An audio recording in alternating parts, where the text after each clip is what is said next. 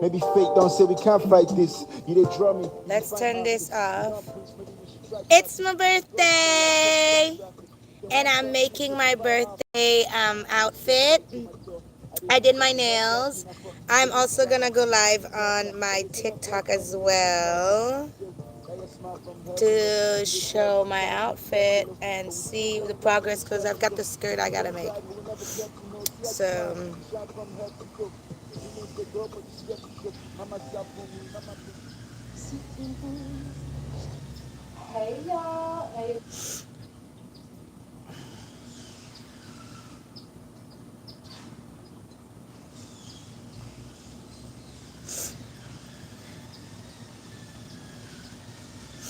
oh,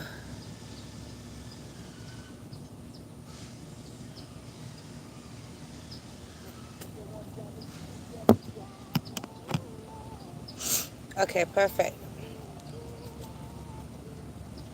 So let me show you what I have so far. It's my birthday. It's my birthday. Check out. This is what I've made so far for my birthday. I'm making a whole fit, and we're gonna crochet up until 7 p.m. because I'm gonna go and eat some. Um, I'm gonna go eat some Haitian spaghetti later. So here's the hat. This is a prayer cap. It's the same thing that I have on my head right now, and this is it's like whenever your life goes up and down, you just pick up your prayer cap and then you just pray your worries away and bring in positivity as much as you can. So yeah, this is that, but this is the one that's for my birthday. Let me show you what it looks like on.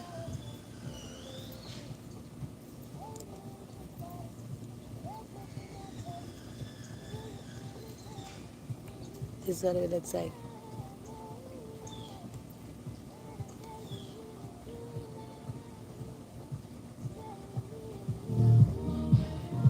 The neighbors are playing music.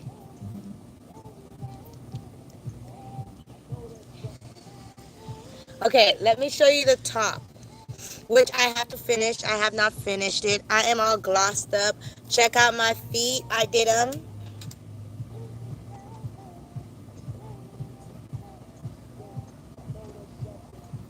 They're sparkly. See, this birthday theme is very sparkly. It's all sparkles. Sparkles.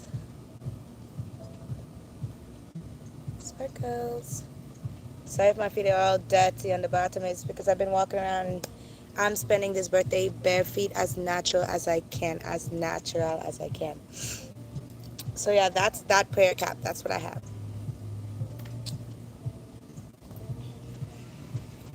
I have my binoculars for whenever anything goes down because there's stuff going down there. There's a lake right there.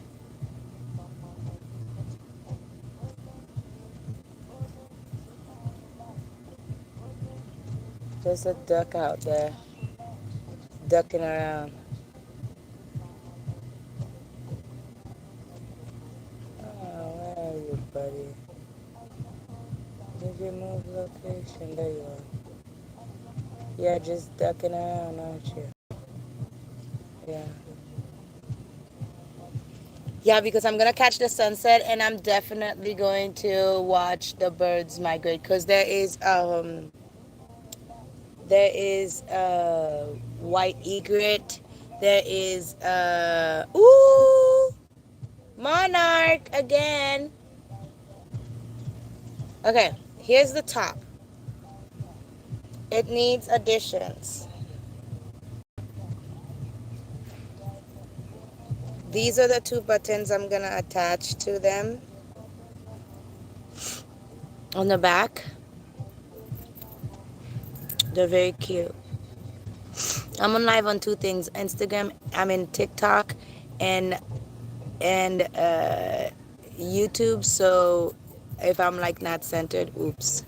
But yes, maybe I could just put them together. To be honest,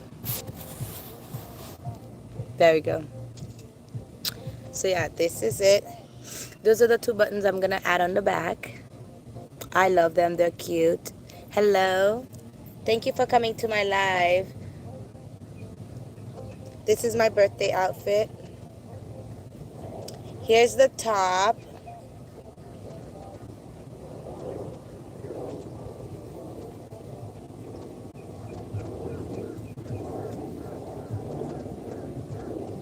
Fits like this, of course, in the chest, and it's like a corset, and it goes on the back. And then when this gets attached, this is where the button's gonna be so that it can get attached to right here, like this. Boop. Imagine there will be a button here, and my arms will be through here. And in the back, these strings, they corset up my back. So yeah, that's it. And we've got the skirt that we're working on. But let me show you the belt that we made for it. This is the belt. It is super, super freaking cute. I love it. I think it came out a little bit too small, so we might have to redo it and make it bigger. But it is a cute choker too, but I'm not going to wear it as a choker. But yeah. And also I added the 3 buttons here.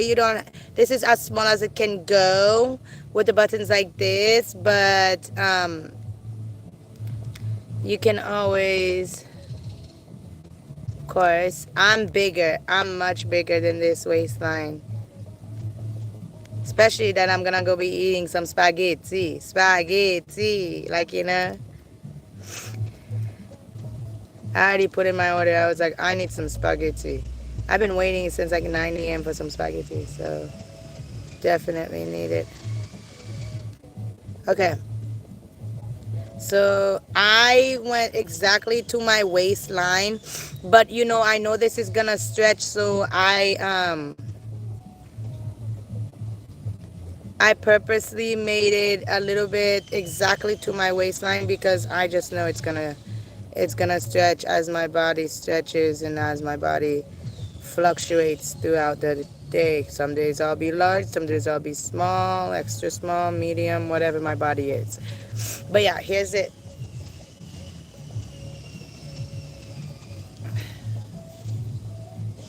I love it. I love it. I'm super excited to see it on. But here's the skirt so far that I have been working on. The back just has a cute little pattern, and I folded it over like this, and I'm gonna run a cord through and make it so I can tighten it and make it a little bit more cingy on the waistline. I went to Hobby Lobby for the first time in my life ever. I know I'm a crocheter. I've never been to Hobby Lobby, but I'm gonna be going to Hobby Lobby and shopping more because I really like their button selection, as well as I really like their the cotton selection. Like, look, I'm gonna show you the yarn, but let me show you this. This is the new tool that I got from Hobby Lobby, and it's supposed to work like this. I tried to work it yesterday, but I wasn't very well. Yes, I know, so shiny. Yes, because it is my blingy bling bling bling bling bling birthday. Okay, it's my Earth Strong. But yeah, so I have this, but I don't know how to use it. I read the direction. I think I was a little wrong because everything keeps going out on the outside of the purple when it's supposed to be going inside the purple, and it's supposed to come out this string like this. But when I'm ready to make my cord, I will do that. Right now, I am working on my crocheting because I want to crochet until 7 because I would love to go dancing tonight. Like, I would love to go to a ball. I would love to go some slow compad Iliad tonight. It's a beautiful Wednesday. It's hump day. Do something crazy for me. It's my birthday, okay? Please. Let's make some Leos, okay? Let's get crazy. Let's make some Leos for my birthday. That's what I want. For my birthday, go crazy. Go crazy. It's Scorpio season, please. Do your thing.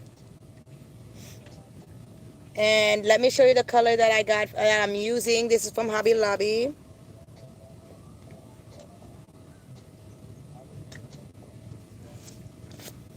It is so nice.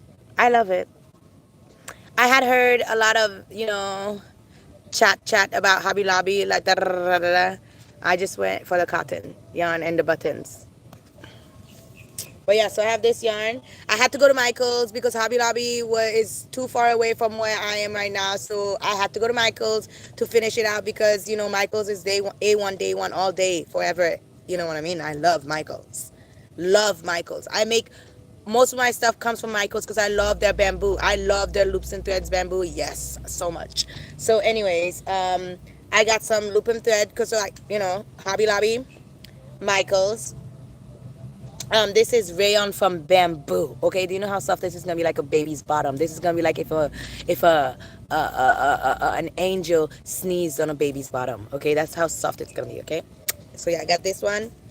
I also got these two because also at Michael's there is like a person who comes in and gets the black and the white of these. I don't know why they be thieving. So, anyways, I'm trying to be the thief, but I come too late. So I gotta be Michael's restocks on Fridays, so I'm gonna be there. They restock at 5 a.m. So I'm gonna be there. I'm gonna be like, don't play with me, don't play with me. Give me some yarn. But anyways, I can only find one of this, so I had to get this.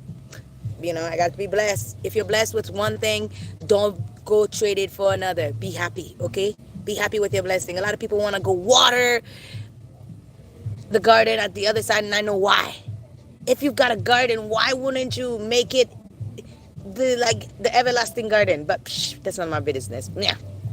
So, anyways, here's this, and then I also got two of this cotton white. Because, oh yeah, my outfit's all white. If you didn't get the memo, all white like Jesus. Alright, gonna be coming clean like an Air Force. Woo! Anyways, so here's this white, and then so we're gonna blend them together, and we're gonna make ones, and then we're gonna. I would love to make a long hippie skirt. We're gonna see how that goes. My body doesn't always do what it needs to do, but it always tries, and we're gonna try with my hands right now. See? I've got everything that I need. I have my binoculars right here. I've got my yarn over here. I've got my water. It was kombucha. This is my favorite kombucha. My favorite kombucha. If you ever want to gift me anything, hint, hint, it's my birthday today. This is my favorite kombucha, okay? It just feels so delicious. And I don't know what it is, but something about drinking any kind of liquids from a bottle, like, it's just so much better. It tastes so much better. Ugh. But yeah, I put water in here because I was thirsty. And I think I'm gonna have some champagne with my spaghetti later. So I didn't want to get more kombucha, but I'm gonna get more kombucha because duh.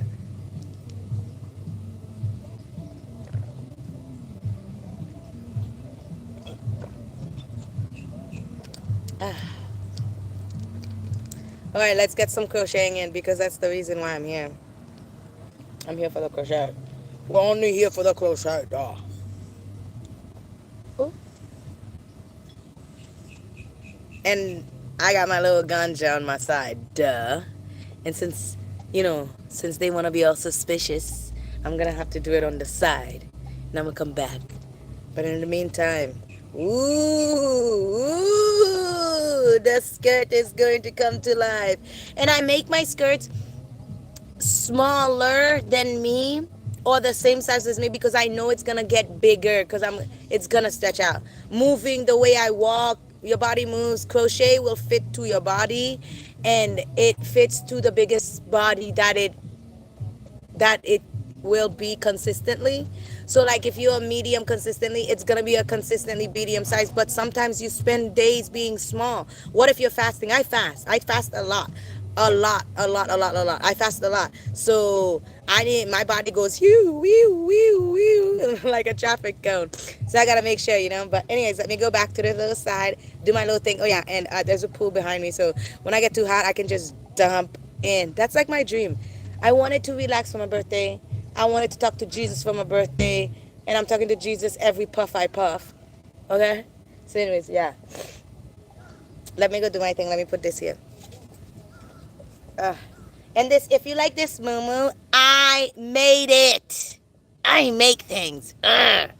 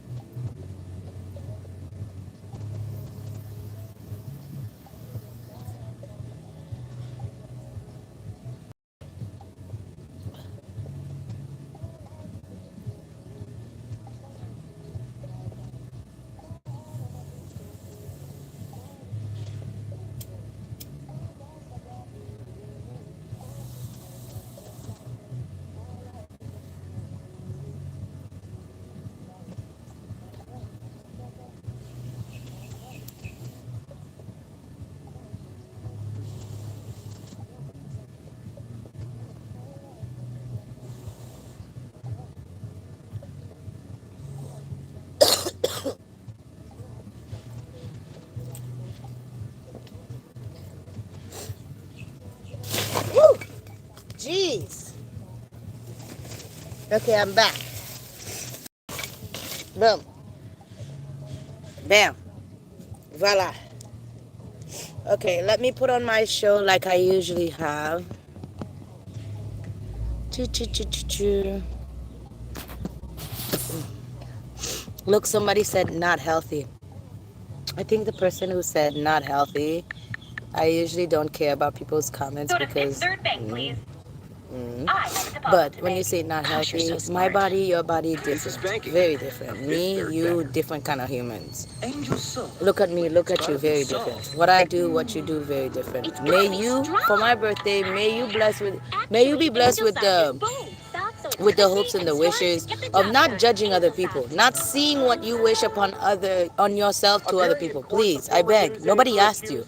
Not healthy. Nobody asked you. It's my birthday. You talking? Why? Ugh.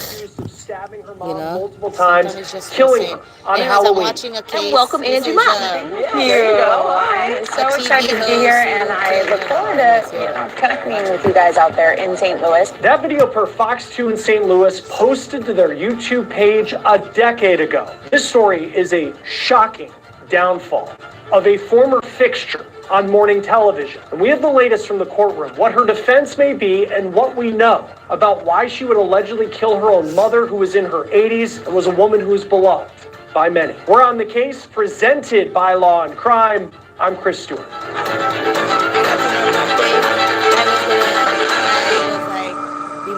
Be more humble, be more humble. And well, this case has many people wondering what happened. And letting them know what happened in Angie Mock's life after she left TV news and what happened inside a home in Wichita, Kansas on Halloween. Now, this is the first time that Law and Crime's cameras were in the courtroom to see Mock since her arrest. Her hearing in Wichita, Kansas, it was brief. She left the court in tears. Now, we have seen so many people shocked that Angie Mock would be accused of killing her own mom. Her social media from her time in TV, it's like a time capsule from a different life. Many people remember her from the many stops that she made in the world of local television news before she left the business. After being caught on camera stealing her neighbor's Christmas lights. That's Mock's resume reel from her time in TV. It's still posted on YouTube, and she just seems so different from the person that she allegedly became. Now, as far as what was said in court, what it means for her case, and there's a pretty big development on that front. We're going to talk about it in just a moment. But first, let's just dive into what we know about Angie Mock, this woman who once woke people up in the morning with the news and what was going on in their community. Angie Mock, according to her LinkedIn, used to work in local news for more than a decade. Now, that is the type of job. On the outside, it might seem glamorous, and there are many pictures of Mock from her time in TV where it seems like she was living this glamorous life. But make no mistake, it's a business where it takes a grind to make it. And it appears that Mock, in her career, really paid her dues. She started in a small market November 2002. That was as a sports reporter in Lincoln, Nebraska. Then she went through Rochester, Minnesota, Missoula, Montana, Oklahoma City, and then to the biggest place that she worked, St. Louis. That's where she was a morning news anchor from March of 2011 through February of 2015. Now, after that, she transitioned to software sales, according to her LinkedIn. Along the way, it seems like she had a ton of support from her family, especially her mom, a woman named Anita Avers. Avers worked as a clinical and family therapist in Wichita, Kansas. Her biography reads that she specialized in treating adults experiencing depression, anxiety, spectrum disorders, trauma, and mood disorders, as well as relationship issues, including couples and marriages, family conflict, infidelity, and divorce. It also appears that Avers was just a proud mom. Her Facebook profile picture is of her daughter, Angie Mock, live in the field reporting. And here's a picture of Avers and Mock together. This was posted in 2019. A family therapist and a morning news anchor, a mother and a daughter, it makes what happened in this story, October 31st of this year, according to Wichita police, just so difficult to comprehend. This morning at 7:51 hours, officers responded to a stabbing call in the 1500 block of East Crowley. When officers arrived on scene, they were met in the street with a 48-year-old white female who had suffered from some cuts to her hand. Officers went inside the residence, found an 81-year-old elderly female suffering from multiple stab wounds. Both were transported to local hospitals.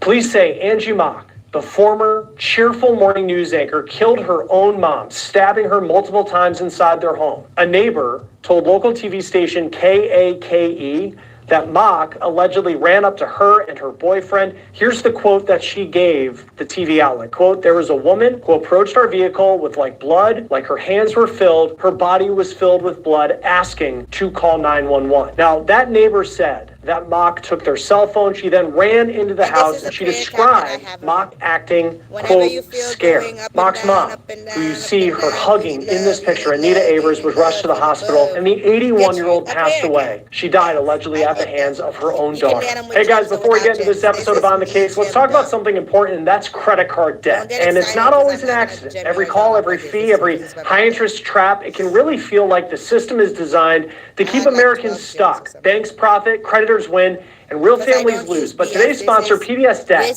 helps people fight back. Maybe it's credit cards or personal loans or medical bills. PBS Debt has customized options to help you pay off debt faster, no minimum credit score required. Plus, they are A+ rated by the Better Business Bureau. Now, we all know that credit card debt is a problem. You may know people struggling with it as well, looking for a way out. Well, it's your money. It's your future. Don't let the system decide for you. You are 30 seconds away from being debt-free. Get your free assessment and find the best option for you right now at pbsdebt.com/OTC. pbsdebt.com/OTC. That is pbsdebt.com/OTC. Now here's Mock's mugshot. Her full name is Angelyn. She's 47 years old and she was taken into custody on first-degree murder charges. That is what she's facing right now. We found the 911 dispatch chatter from when Mock called for help. And we do get a little bit of information from that about what Mock's side of the story. That is my first take. Well, I've been live on TikTok before. This is my first professional live because I'm always going to go live on TikTok.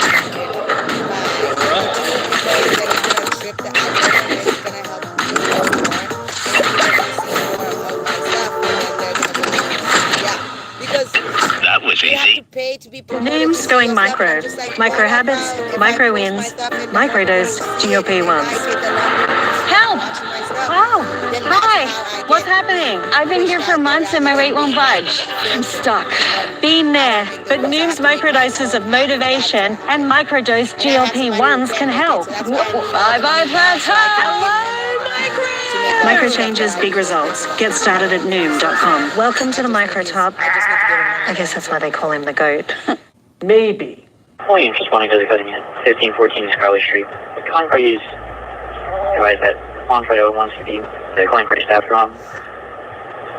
The mother started slicing a CP and the calling party had to stab the mother to save herself. The mother is a white female, 5'9" heavy build. Stand off on a rifle. Would you like to attack channel? Now, the key part that you just heard there, dispatchers say that Mock said something along the lines of needing to allegedly stab her mom to save herself. So does it seem like Angie Mock is arguing that this was in self-defense? Both Mock and her mom were taken to the hospital. Police said that Mock did have cuts on her hands. It's unclear if those are considered defensive wounds at this point. It's also unclear if Mock or her mom were dealing with any mental health issues, or if the two of them had any previous issues, any sort of domestic violence issues. Now, we weren't able to find any previous criminal history for Angela and Mock. All right, are you Ms. Mock? That was Mock at her first court appearance. That was per KSM TV. She gave a smile to someone as she entered the room from the county jail to video chat with the judge. Then this is Mock's second court appearance. This time she was in person in the courtroom for a preliminary hearing, and law and crimes cameras were there. We saw Mock walked in. She's wearing an orange jail jumpsuit. And this hearing, it was very brief, but it could be very impactful to how this case moves forward. In that hearing, her defense argued that Mock's case should be taken, quote, off docket, meaning that it's no longer active, and the prosecution didn't oppose that. Her attorney had requested that Mock be evaluated to see if she would be competent to stand trial. Now, we don't know much about what was going on in Mock's life after she left the world of television news and was no longer really in the public eye. It's unclear if she's been diagnosed with any mental health issues. At the end of this hearing, and it lasted for less than 5 minutes, we saw Angie Mock get up and be brought back into custody, and we could see the emotion in her face as she was led away. It's unclear when that evaluation could be completed and what could happen next in her case. As far as Angie Mock's mom, Anita Avers. In her obituary, Avers was described as a woman of faith who had a passion for counseling. Avers was a clinical and family therapist in Wichita. Her biography reads that she specialized in treating adults experiencing depression, anxiety, spectrum disorders, trauma, and mood disorders, as well as relationship issues like marriages, family conflict, infidelity, and divorce. And in her obituary, it also says that one of the people she survived by, her daughter, Angelyn Mock. Joining us now to talk about where this case could go next is Rich Schoenstein, trial lawyer. Thank you, sir, for taking your time to be with us on Law and Crime. Just first, before we dive into this case, what stands out to you when you just look at this defendant, Angie Mock, and what we know about her at this point?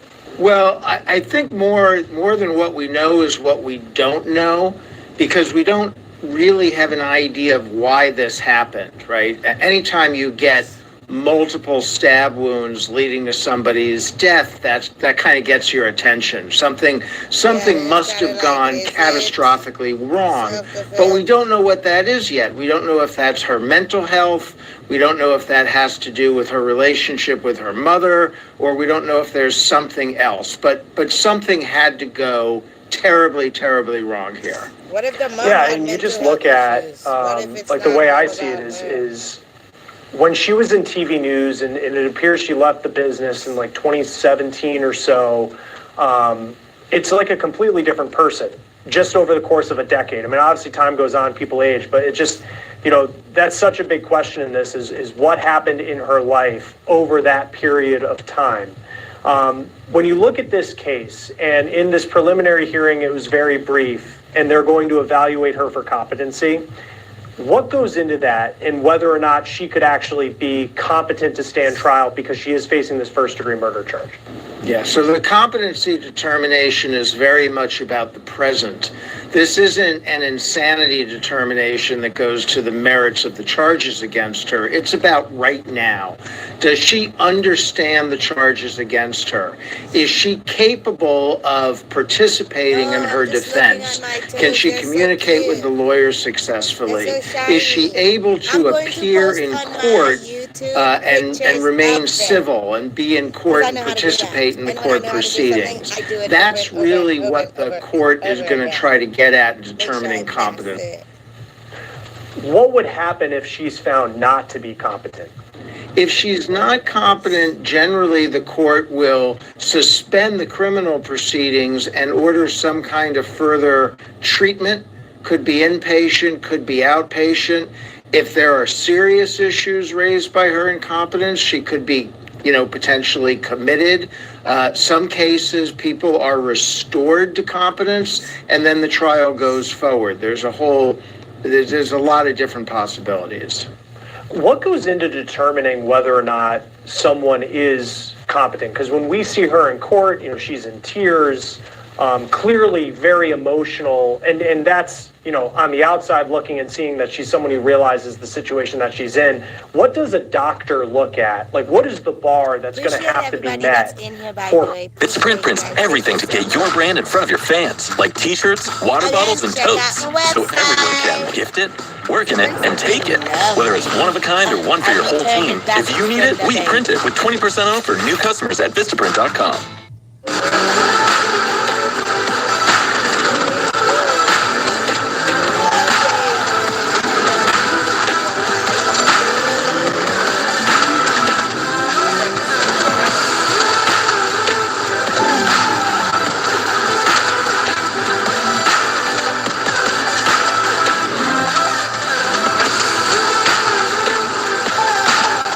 South Orlando.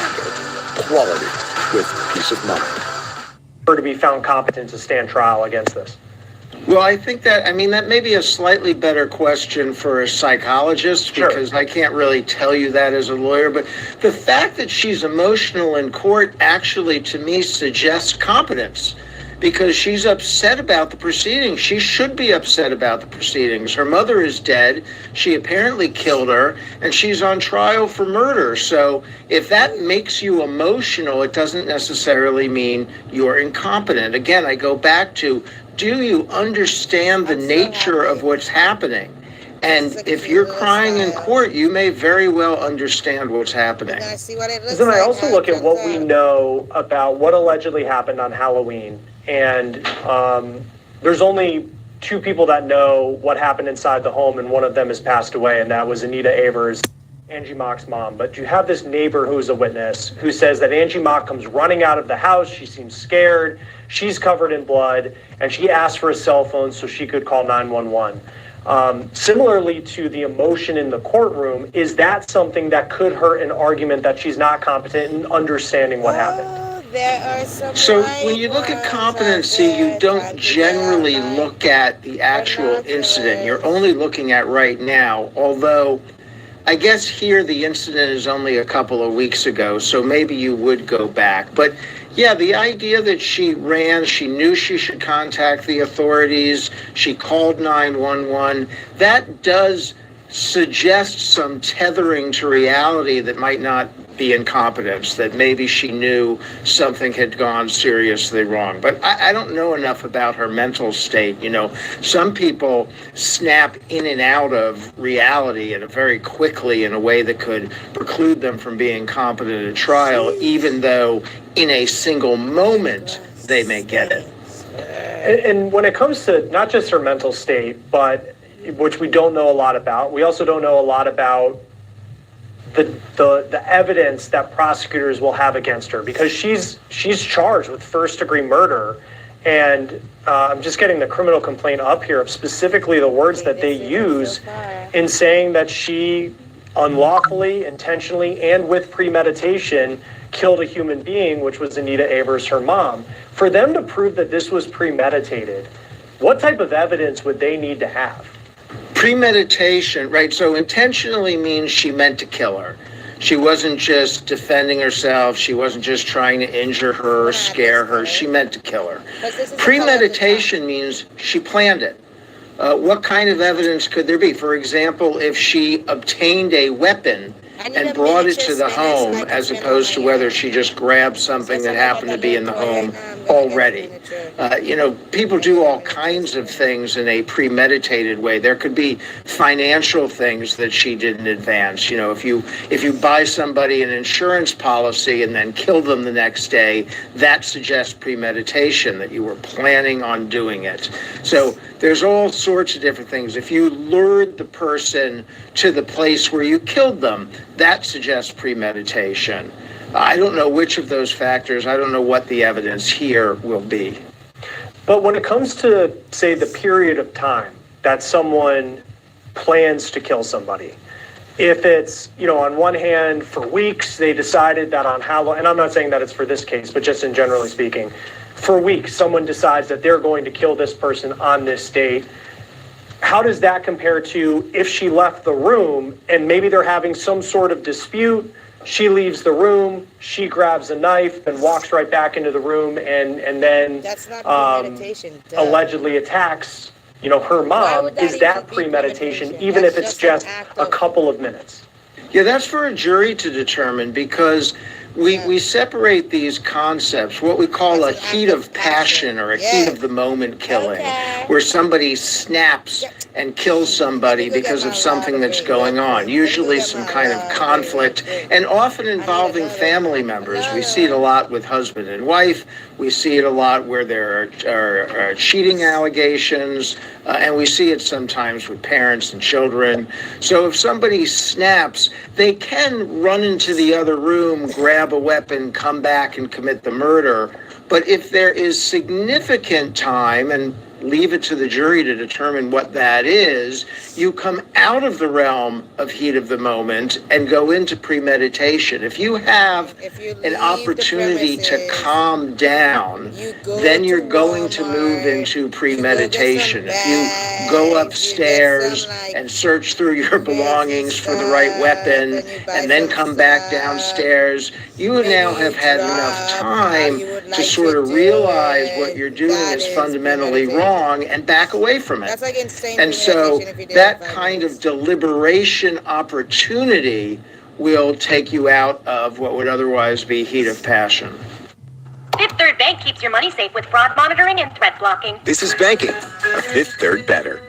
Ever wondered what DJs actually do to prep for a set? Here's how I use Tractor Play to get my tunes in order before gigs. When I'm digging, I sort tunes by vibe and set time, so like Rooftop Pool Party or Peak Time Nightclub or Euphoric closing tracks. Plus, I keep playlists from all my old gigs sorted by date. When a new gig rolls around, I go through my vibe and past playlists with similar energies, and I pick out all the tracks I might want. I usually end up with way more than I actually need, but this allows me to be dynamic in the moment and read the crowd and like move where the dance floor wants to go. Once I have my playlist set with all the tracks I want, I play it through a bunch of times and reorder it into conceptual chunks like opening, building, peak, and the last half hour, so I know what I want to do there. In this way, I can read the crowd and choose as I go, but I also have a beautiful framework to lean on if I want to fall into the moment and go with the flow. This one will be itself. And looking at, to this point, if she was to go with the self-defense argument, her mom was 81 years old, and her mom was found unresponsive in a bed. Angie Mock is 47 years old. We don't know what happened inside the house. It appears that only the two of them know what happened inside the house. But do those factors on the outside, kind of the tail of the tape of her being 47, her mom's 81, her mom was in a bed, for her defense, what type of impact could just those factors in general have on how a jury could view what happened inside the home? It's really hard to imagine a sustainable self-defense argument here because exactly as you say, there's a significant age difference, and I presume, might not be true, but I presume a difference in physical capability. So if you were in fear of being harmed, you could run and get out of there. Or you could stab her once, right? When you have multiple stabbings, like apparently are true in this case, it seems to go beyond what any reasonable person could construe as self-defense, even if there was a basis to want to defend yourself. So I have a real problem seeing any kind of self-defense argument here. But I don't know what lies underneath, what are the factors in this mother-daughter relationship that may be brought out or may come into play in this trial. I mean, I'm totally speculating here, but what if there's a history of abuse? You don't really know what's going to come out until you see some of the evidence. So when I think of like the stand your ground defense that we've seen in a lot of cases where someone believes that their life is in jeopardy and the only thing that they have to do or the only option they have in that moment is to turn to lethal force. How does, and I'm not particularly sure how Kansas views that, but how does that vary from state to state about the right that you have as a person in conflict to turn to deadly force? I mean, in this case, an 81-year-old woman, according to police, was stabbed multiple times, and she's found unresponsive in her bed. Well, what stand your ground laws, and they do vary a lot, what stand your ground laws typically do is they eliminate the argument that you should have turned around and fled.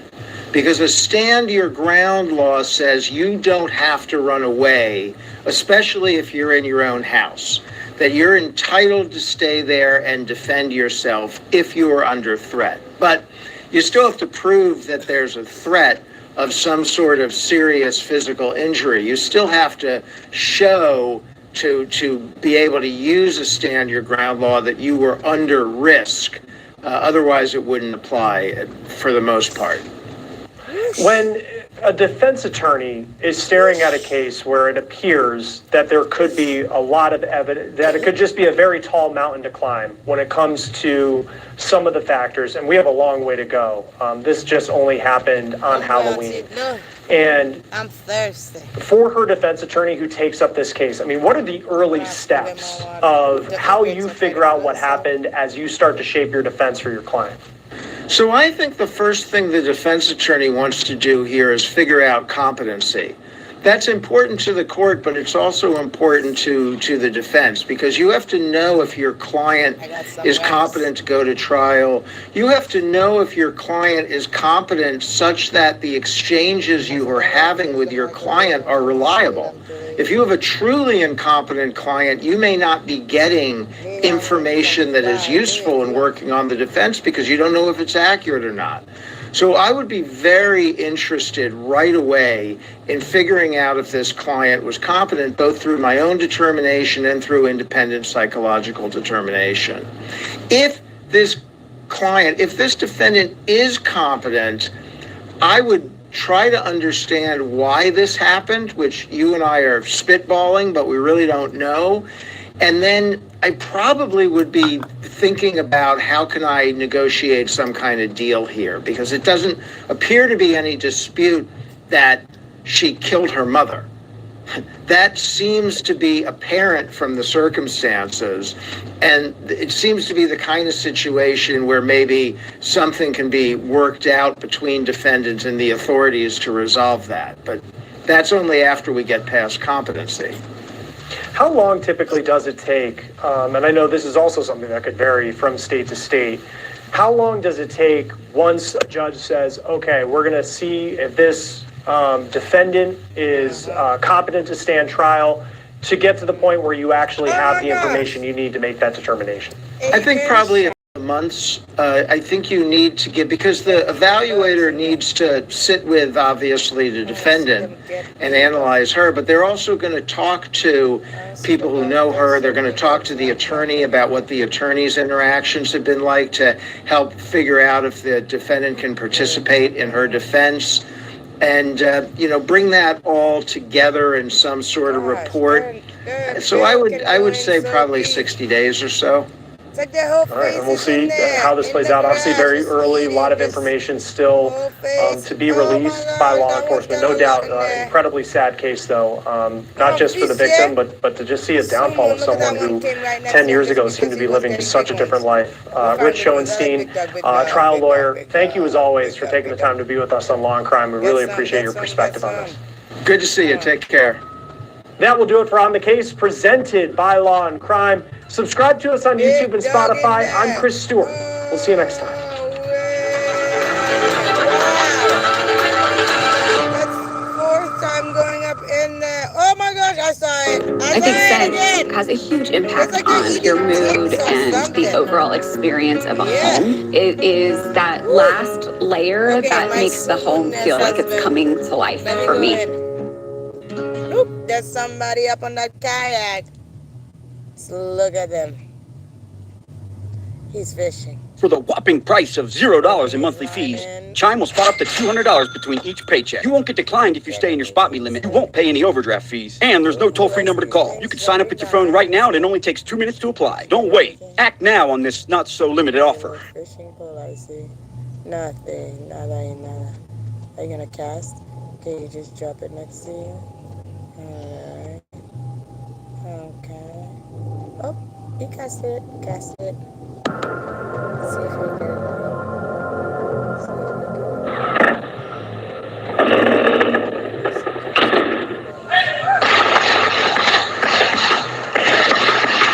There were 7 gunshots.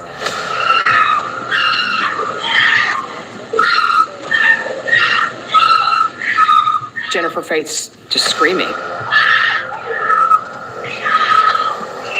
A robbery that gone bad. And he just kept going, and we couldn't stop him.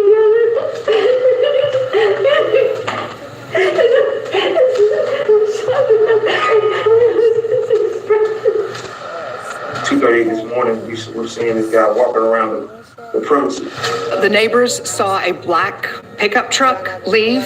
They did see a sticker on the back. It appeared to be a Texas Rangers sticker, the logo of the Texas Rangers baseball team. We put together a video that showed the truck leaving the street directly after the offense and traveling in a direction approximately 3 miles towards I-35. I just hope that at some point, maybe this person can recognize the gravity of what they've done and feel some sort of guilt enough to come forward. Your wife is in a bar and said she's unresponsive? This is what he's going to tell you. Get out of that situation. And I grabbed the gun. Trying to find the first place to put a body. No, sir. The only thing they could do was kill him. You want to say anything? We, the jury, and find the defendant. Maybe that's something.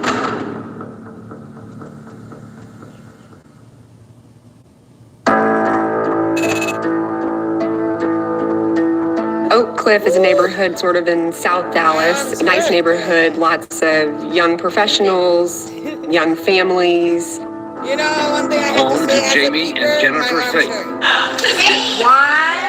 2, 3. A place of happy times with friends and family, like this Easter egg hunt.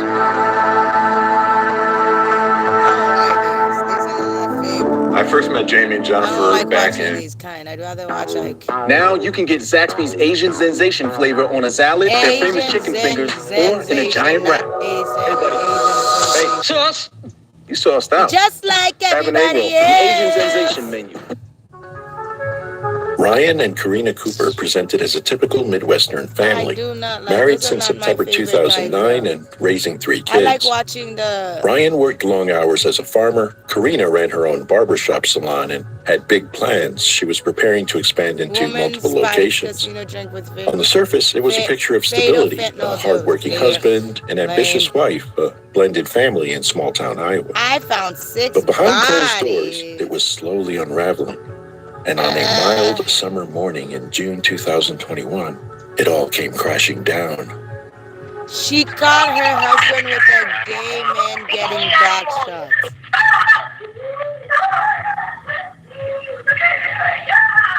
I'm not even going to entertain that.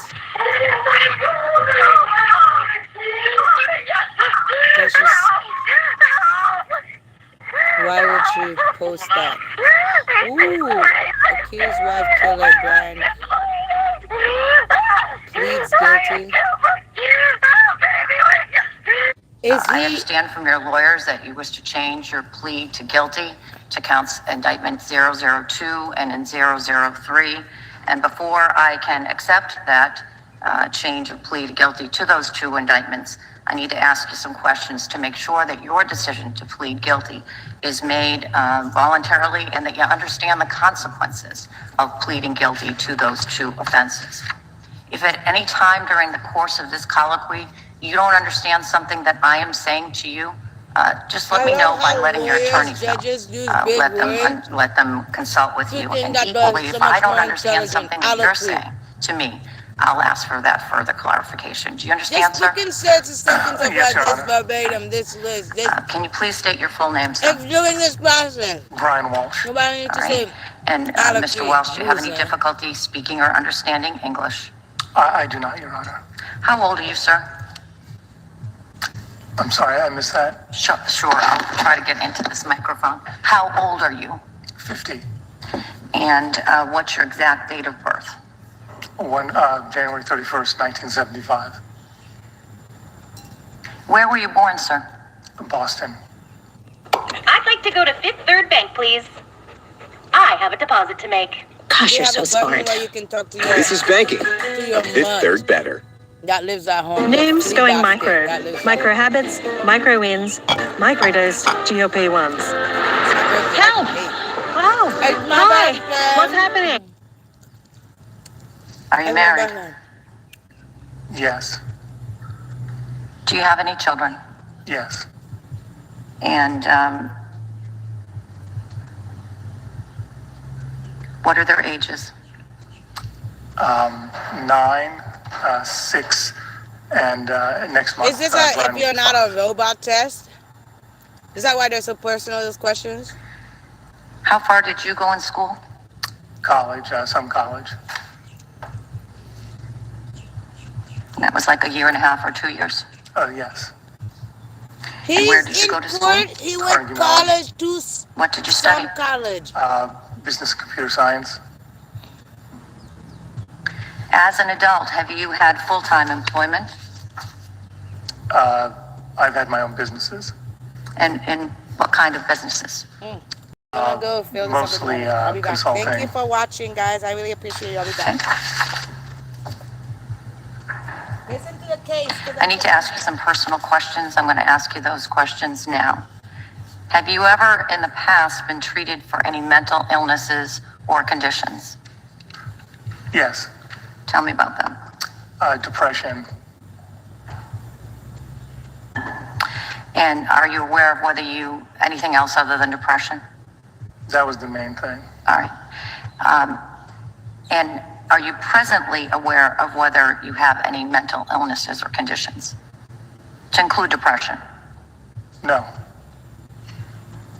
Are you taking any medications? No. In the last 24 hours, have you taken any drugs, legal or illegal? No. In the last 24 hours, have you consumed any alcohol or alcoholic beverages? No. Is your mind clear here today? Yes. Tell me in your own words, sir, why are you here? I'm here to plead guilty. On those 2 counts? Yes. And you understand that your trial's starting today? Yes. On the first indictment? All right. To defense counsel, have you had any difficulty communicating with your client? No. No, Your Honor. And do you believe that he has understood the advice that you've provided to him? Yes. Okay. Same. I'm back.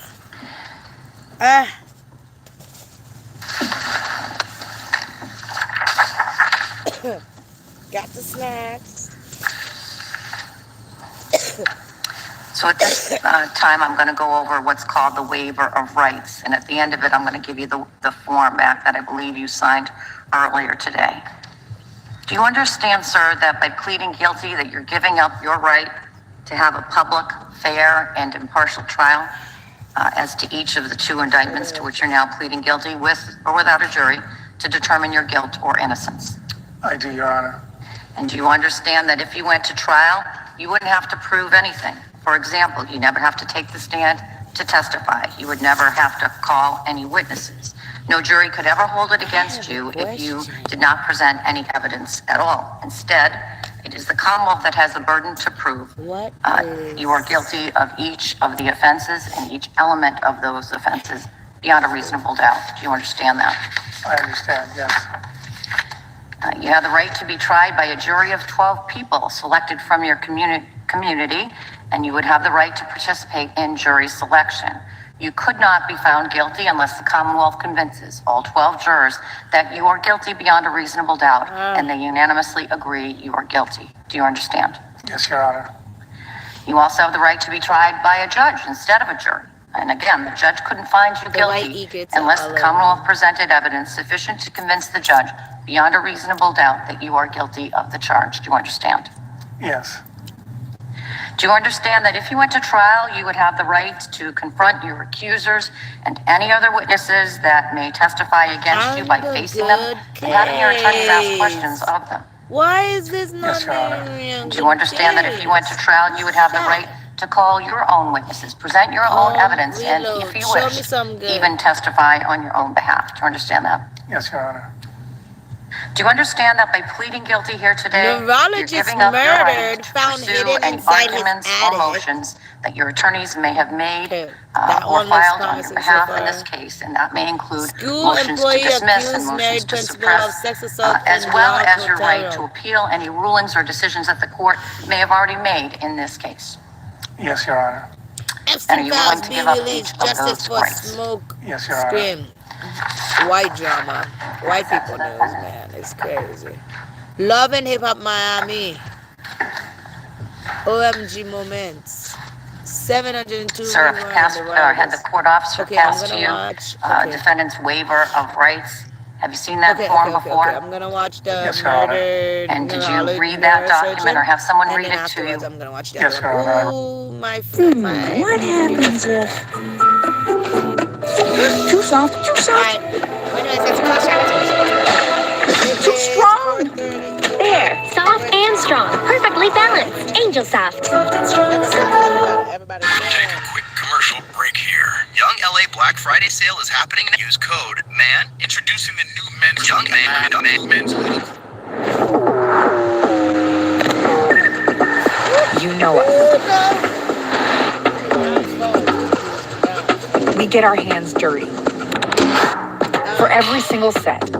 I have a proposition, From nurturing arms to powerful strides, we are taking on the world side by side.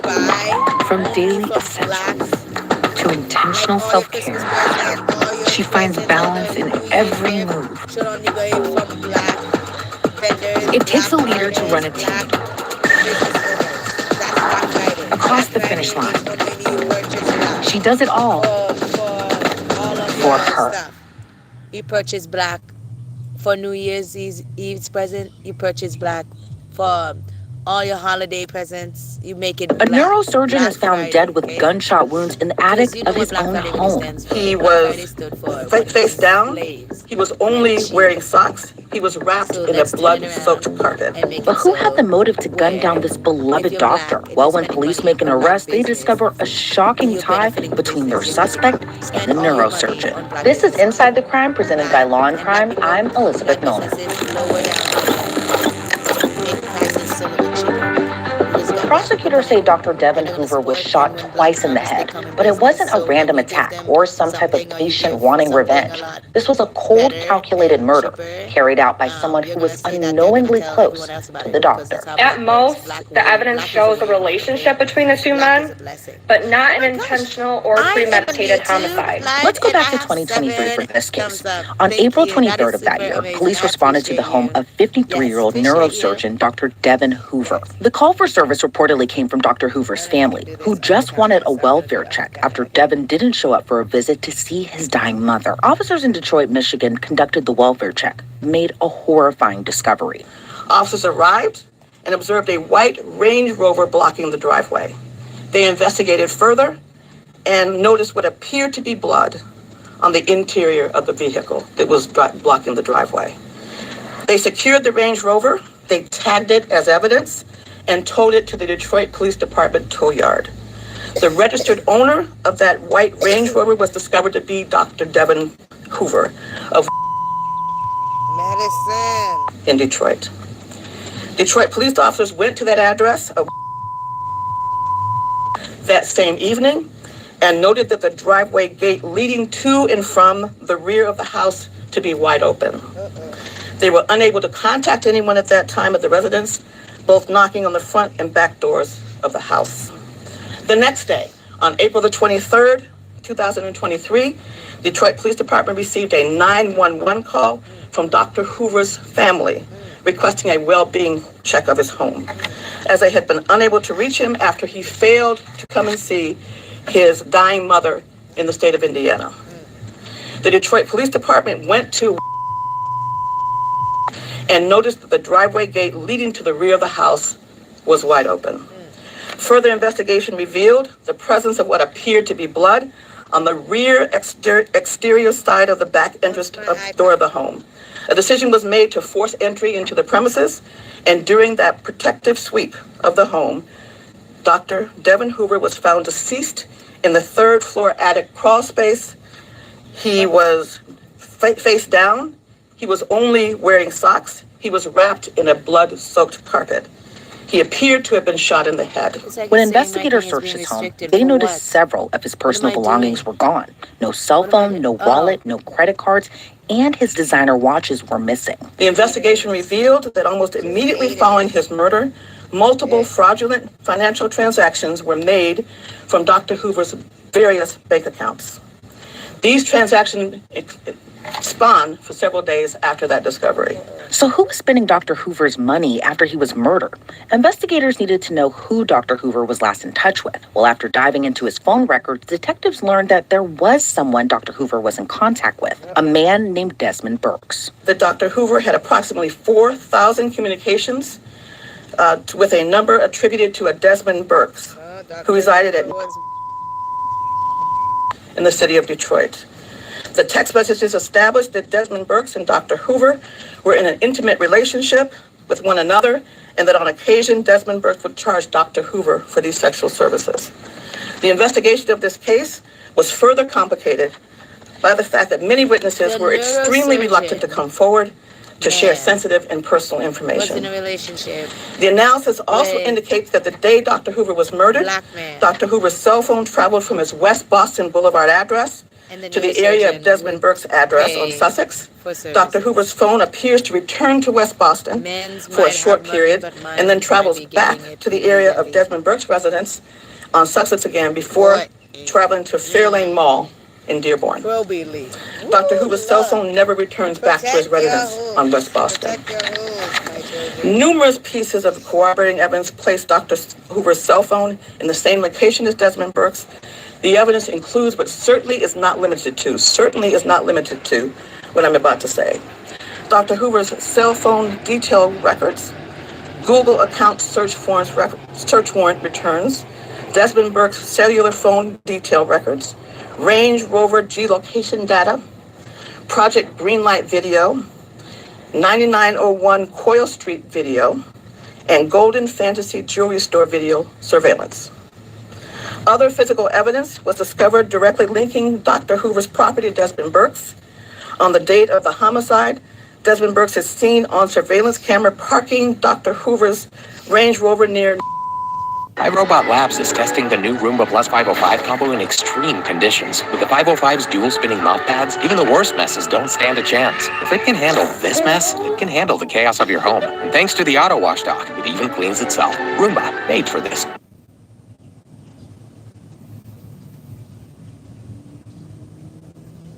Ever wondered what DJs actually do to prep for a set? Here's how I use Tractor Play to get my tunes in order before gigs. When I'm digging, I sort tunes by vibe and set time, so like Rooftop Pool Party or Peak Time Nightclub or Euphoric closing tracks. Plus, I keep playlists from all my old gigs sorted by date. When a new gig rolls around, He being Mr. Burks, is seen limping away carrying a backpack, and his fingerprint was discovered inside that Range Rover.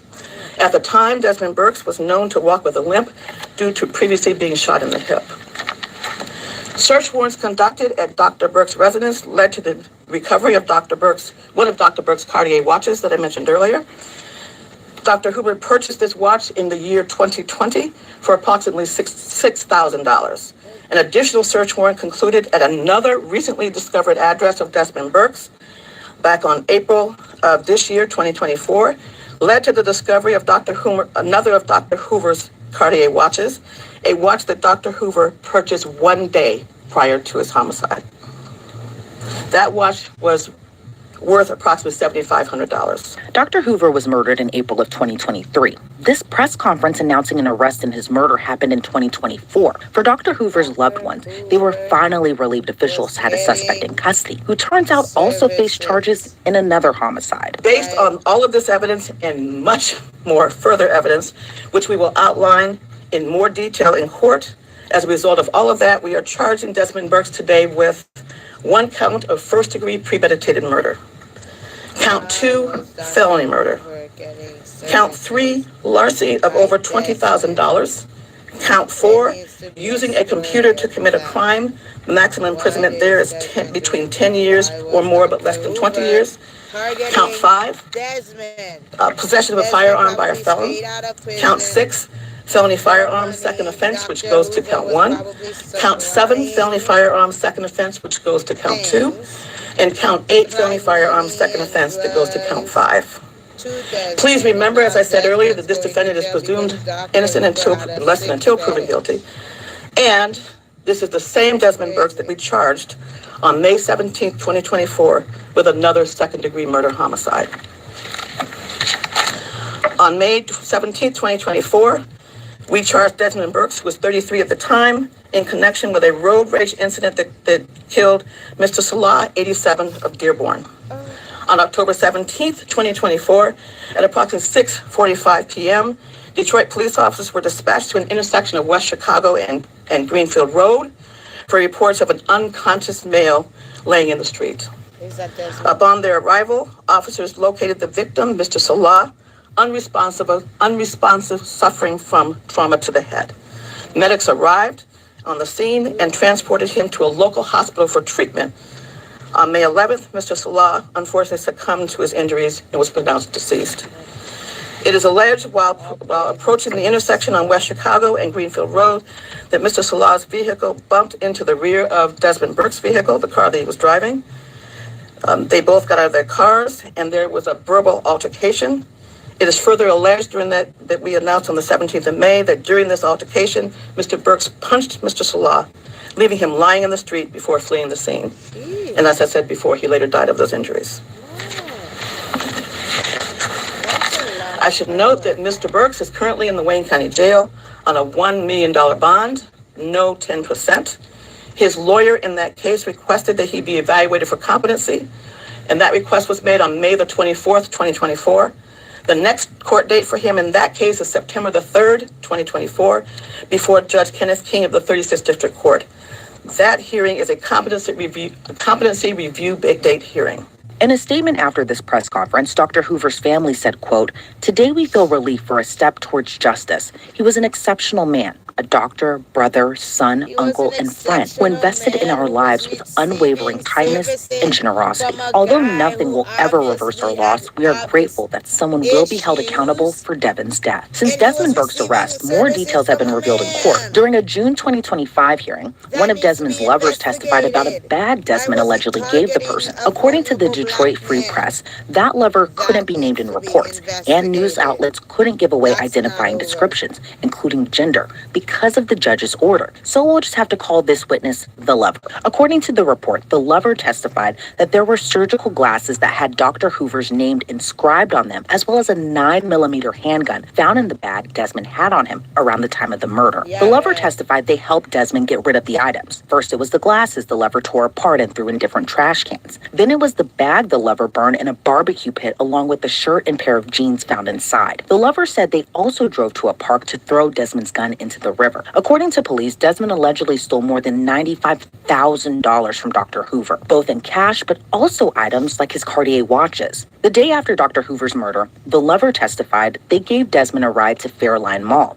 and Desmond is even seen on video buying jewelry. Several of Desmond's other lovers also reportedly testified during one of his preliminary hearings. They testified they met Desmond on websites where people are looking for sexual encounters. Some lovers said Desmond didn't have a job. He made his money through sex work, essentially, or by selling pills. One witness testified Desmond would complain about not having money. Another witness testified about watching Dr. Hoover and a man with a cane having sex a day before the doctor's murder. During the June hearing, prosecutors read messages between Desmond and Dr. Hoover from April 22nd, a day before the doctor was found dead. Dr. Hoover reportedly asked Desmond whether he wanted to invite the individual back to his house to watch them have sex again, and Desmond reportedly responded, "I'm good on that unless you pay it. I didn't like it. I just did it for you." The alleged killer appeared in court again this week, after his attorneys filed a motion to quash, claiming the state doesn't have enough evidence. Judge, I just want to start by saying that the evidence at the preliminary examination does not establish that Mr. Burks killed Dr. Hoover intentionally, accidentally, or otherwise. The people's theory of this case is circumstantial at every turn. There are witnesses, several witnesses in this case, that the people are relying on to construct a chain of inferences that's simply too attenuated to support probable cause in this case. Several of the witnesses were granted immunity in this case. They admitted on the stand to destroying evidence in this case, burning clothes, disposing of the alleged weapon used, but received immunity for their cooperation, Judge.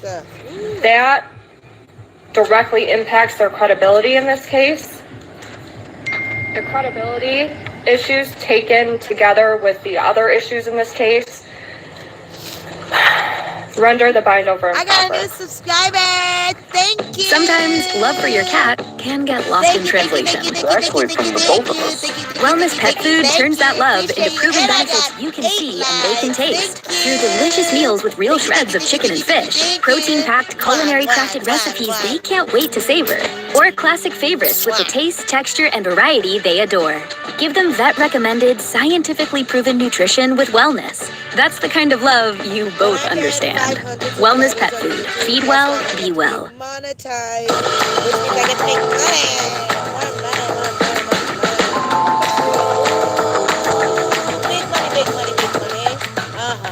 Big money. I'm going to turn to the specific charges now. First-degree murder, as this court knows, requires premeditation and deliberation. And the prosecution failed to establish any of this during the preliminary examination. There's no evidence whatsoever in this case of a plan, motive, or deliberation. There's no communication suggesting intent, no statements, no preparations, and no actions before or after that support a deliberate killing in this case. The people attempted to infer premeditation here from the fact that Mr. Burks was allegedly seen with a handgun about a month before Dr. Hoover was killed, but mere possession of a firearm weeks earlier does not show intent to kill Dr. Hoover, nor does it show premeditation. Mr. Burks may have had contact with Dr. Hoover and was later linked to property allegedly belonging to him. And the prosecutor wants us to believe that Mr. Burks must have killed him based on that. That inference requires stacking speculation upon speculation in this case. At most, the evidence shows a relationship between the two men, but not an intentional or premeditated homicide. Without the evidence of motive, planning, or deliberate action, the charge of first-degree premeditated murder cannot stand. I secondly want to move to the felony murder count. The connection between the homicide and the other felony cannot be established through the testimony. The evidence shows from the preliminary examination that the Cash App transfers, the jewelry purchases, all occurred after Dr. Hoover's death. The felony murder doctrine only applies when the intent to steal exists at the time of the homicide. If the intent to steal was formed after, that's not felony murder, Judge. And this is precisely the case here. The prosecution's evidence suggests at most that after Dr. Hoover was deceased, someone used his accounts and property. There's no testimony, no record evidence, no forensic link showing Mr. Burks killed Dr. Hoover in order to commit a larceny. Even assuming that Mr. Burks later participated in the financial fraud, that conduct is legally distinct as occurring after the homicide. The required nexus for felony murder simply is not there. I would like to finish by saying, since these counts can't stand against Mr. Burks, neither can either of the felony firearm counts that he's charged with. I believe in this case, the magistrate who heard the preliminary examination evidence, that was mostly speculation and testimony from witnesses who were under immunity. And all of the exhibits, I believe the magistrate abused his discretion in binding Mr. Burks over on these charges. And I would ask the court to quash the information at this time. So that was the defense's argument. And as you heard from the state, prosecutors stand by their evidence. But let's hear what the judge has to say. Will he toss the charges? The court finds that a felony has been committed and probable cause that the defendant committed it. That's People v. Stone 463 Mich 558 2001. Probable cause exists where the court finds a reasonable ground of suspicion supported by circumstances sufficiently strong in themselves to warrant a cautious person to believe that the defendant is guilty of the charged offense. That's People v. Orzam 224 Mish App 551, 1997, as well as People v. Regal 223 Mish App 34, 1997. Guilt beyond a reasonable doubt need not be proven at the preliminary examination. To justify a bind over, there must be some evidence from which each element of the charged offense may be inferred. If credible evidence conflicts and raises a reasonable doubt as to the defendant's guilt, then the issue of guilt still becomes a question of fact left to the trier of fact. It's People v. King 412 Mish 145, 1981. In making the determination as to whether the defendant should be bound over to circuit court, the examining magistrate must determine the weight and the competency of the evidence. Now, pursuant to People v. Henderson 282 Mish App 307, 2009, a district court's ruling that alleged conduct falls within the scope of criminal law is a question of law that is reviewed de novo. But a decision to bind a defendant over on the factual sufficiency of the evidence is reviewed for an abuse of discretion. And when a circuit court reviews a bind-over decision pursuant to the Henderson case from a district court, it must consider the entire record of the preliminary examination and not substitute its judgment for that of the district court. Definitely get my stuff before it gets to be. The prosecution in this case and in its motion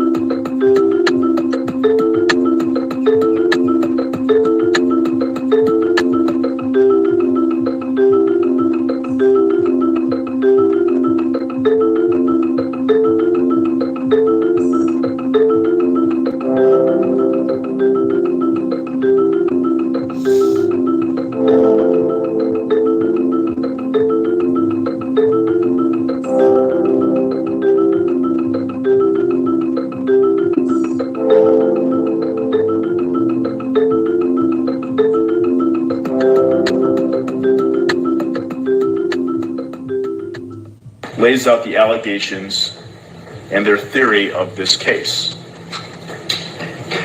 And these are at this time only allegations. The investigation, based on the preliminary examination transcript this court read, began as a result of a complaint that a white Land Rover was blocking a driveway at 9901 Coyle Street in the city of Detroit. There was alleged blood in the interior of the vehicle. On my YouTube, under my post. The vehicle belonged to Dr. Devin Hoover. Shortly thereafter, there was a wellness check at the home of Dr. Devin Hoover at 150 West Boston Boulevard in the city of Detroit. The driveway gate was open. There was blood near the back exterior entrance of the home. After a search of the home, Dr. Hoover was found in the third floor crawl space in the attic. An autopsy was conducted by Dr. Lee Lavity, in which she... Okay. iPad is dead. That means I'm going to be saying goodbye as well. But I definitely want to say thank you again. And I'm going to show you the sunset as well, because you deserve it. If I get to see it, you get to see it too, you know? What's mine is yours. I just multiply what you show me anyways. It's already yours. So let's... but yeah, this is what we have. Before I leave. Before you leave. Here we go. It's going to be so cute because this is going to like act like a little train in the back. But yeah. Ooh, I'm so excited. Ah! Okay. Goodbye. Let me show you the sunset.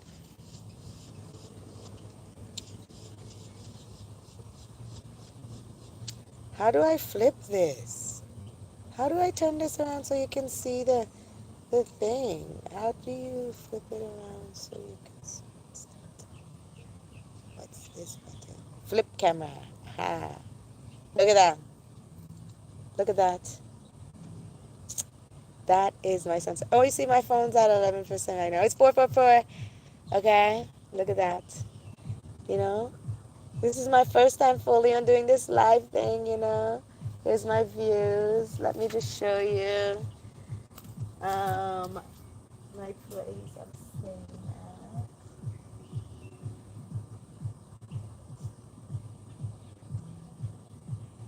The neighbors have pumping some music. This is what I'll be waking up to tomorrow.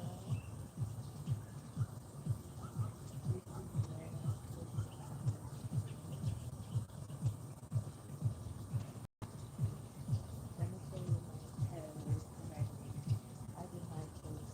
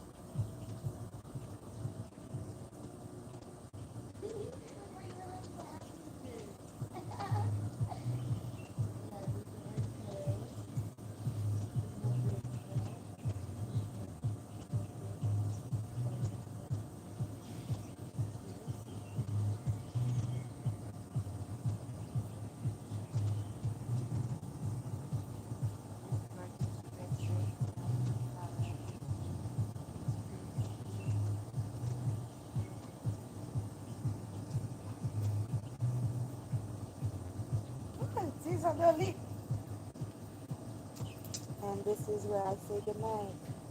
Peace be upon you, loves. Thank you. And don't be afraid to send me money. So I can go buy smokes for my birthday.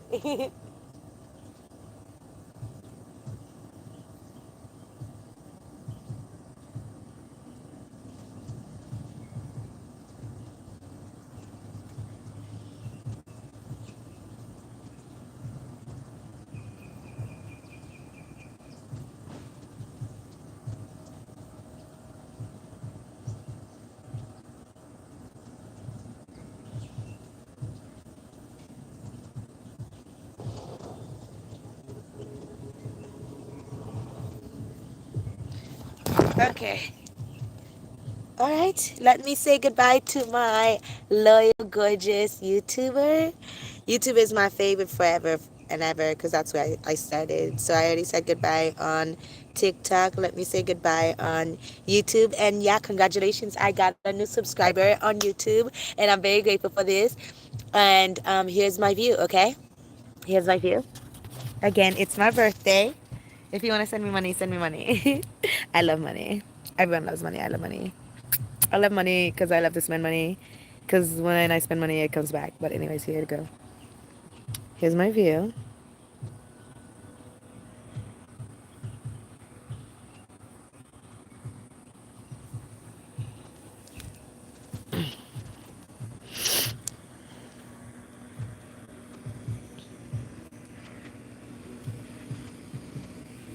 This is what I will be doing tomorrow.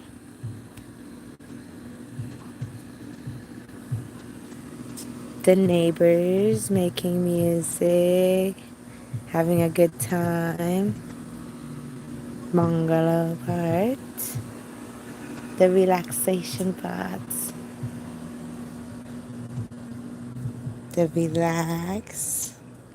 And I will definitely show my toenails again. I already finished showing them, but I did them myself, so you definitely gotta see.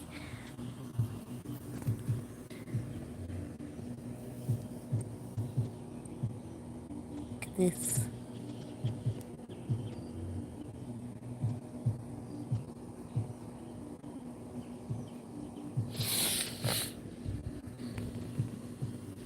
But yeah.